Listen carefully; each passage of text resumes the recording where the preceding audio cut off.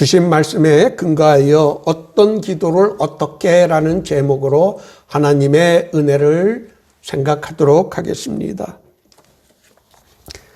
텔레비전 뉴스에서 대통령 당선인 사무실 앞에서 그가 오고 나갈 때 차량을 향하여 팻말을 들고 뛰어가 자신들의 억울함을 호소하는 사람들을 보았습니다.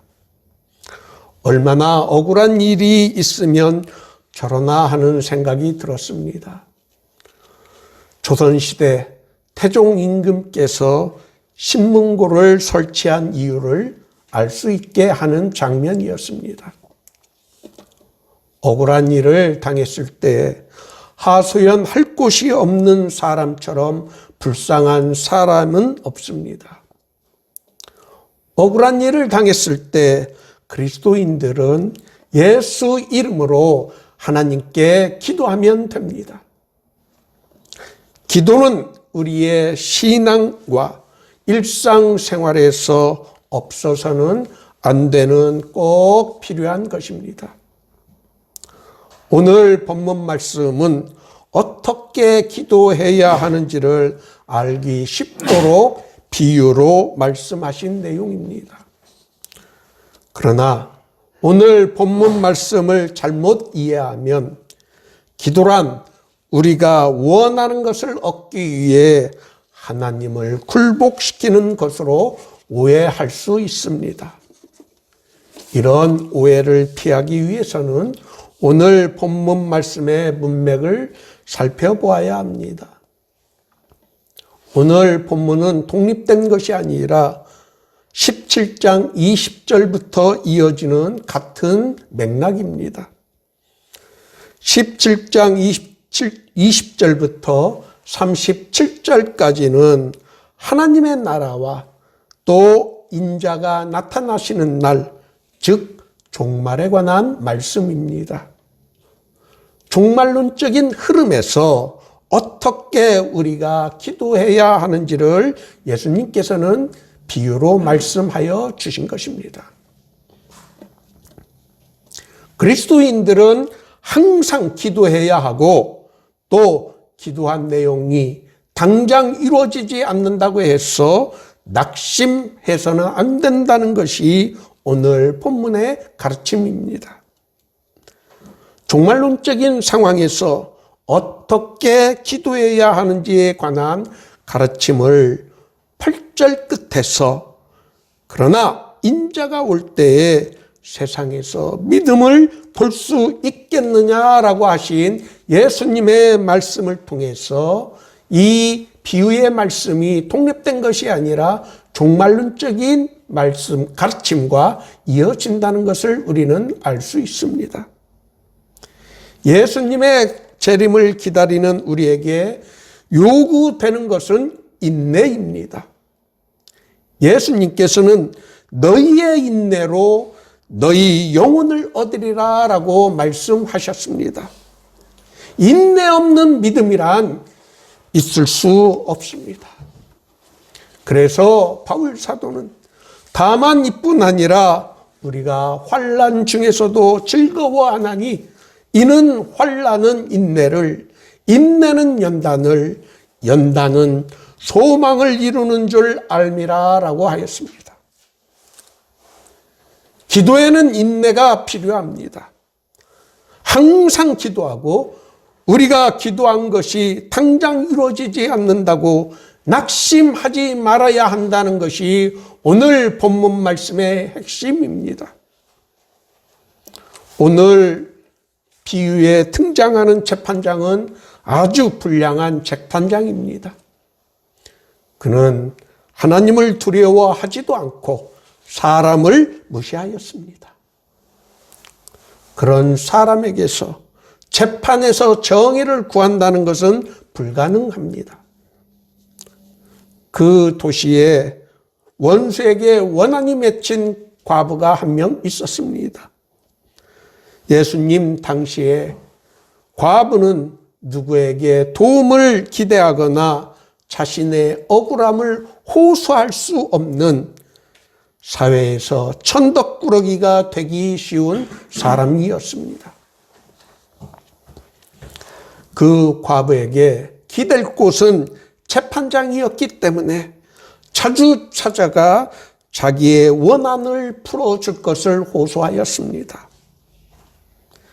하나님을 두려워하지도 않고 사람도 무시했던 그 재판장도 끈질기게 자주 찾아와 자신을 귀찮게 하는 그 과부에게는 결국 두 손을 들게 되었습니다. 억울한 것이 있는 그 과부가 얼마나 집요하고 끈질겼는지 괴롭게 한다라는 말에 집약되어 있습니다. 괴롭게 하다, 헬라 원어는 권투 시합에서 사용되는 용어로 눈밑을 가격한다는 뜻으로 상대방을 굴복시킨다, 항복을 받아낸다는 뜻입니다. 아주 매우 강한 의미를 지니고 있는 단어입니다. 불의한 재판장이 끈질긴 과부에게 어쩔 수 없이 항복한 것처럼 하물며 하나님께서 밤낮 부르짖는 택하신 자들의 원한을 풀어주지 아니하시겠느냐고 우리 예수님께서는 친히 말씀하여 주셨습니다. 제자들에게 어떻게 기도해야 하는지를 가르쳐 주신 것입니다. 보증수표라는 말을 사람에게 쓸 때가 있습니다.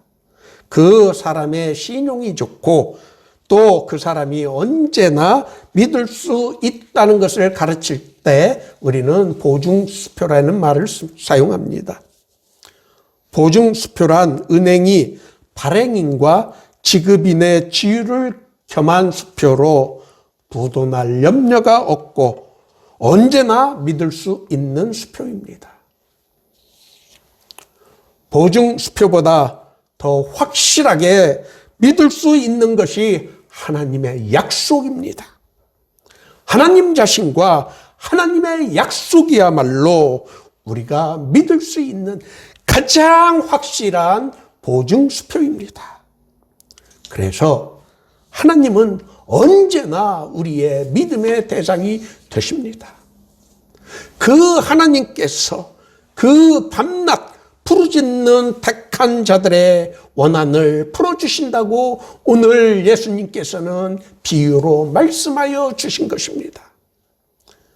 하나님은 그 원한을 풀어주실 뿐 아니라 오래 참지 않고 해결하여 주신다고 가르쳐 주셨습니다. 기도를 가르쳐 주실 때 예수님은 우리의 기도는 이방인들의 기도, 즉 하나님을 믿지 않는 사람들의 기도와는 달라야 한다고 가르쳐 주셨습니다. 그 이유로 구하기 전에 너희에게 있어야 할 것이 무엇인지를 하나님 너희 아버지께서 아시기 때문이라고 예수님은 말씀하셨습니다. 우리에게 무엇이 필요한지를 우리보다 더 잘 아시는 하나님께서 하나님께 우리가 드려야 하는 기도는 무엇이 되어야 할까요? 그것은 너희는 먼저 그의 나라와 의를 구하라라는 말씀에 담겨 있습니다.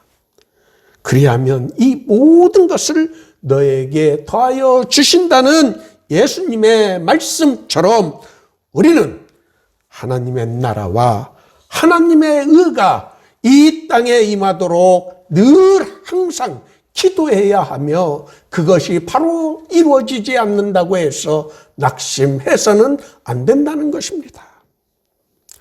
하나님의 정의가 이 땅에 실현될 수 있도록 우리는 항상 기도해야 합니다. 과부의 원한을 풀어준다는 것은 정의를 실현한다는 것입니다. 그래서 NIV 성경은 8절에서 정의를 실현한다는 의미로 get just라고 번역하고 있습니다. 과부가 요청한 억울함의 정체는 가진 것이 없는 사람의 권리를 짓밟는 것이었습니다.